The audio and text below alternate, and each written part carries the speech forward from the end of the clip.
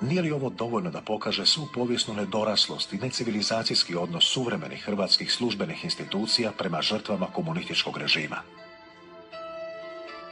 Posebice je znakovit i zastrašujući podatak da su otkopane kosti iz grobišta u Maceljskoj gori 13 godina stajale u neuređenu tavanu patologije Medicinskog fakulteta Sveučilišta u Zagrebu, i to u vrećama za otpad.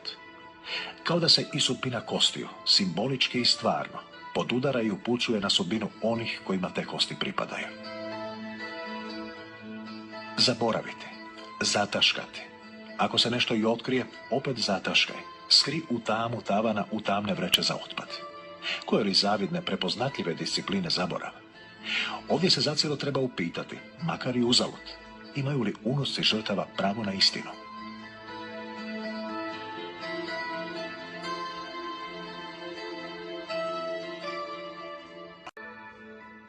Ovi ovdje koji počivaju tu nisu umrli. Mada su samo njihove kosti tu. A nisu umrli, zato ih mi pamtimo i ostaće zapamćeni.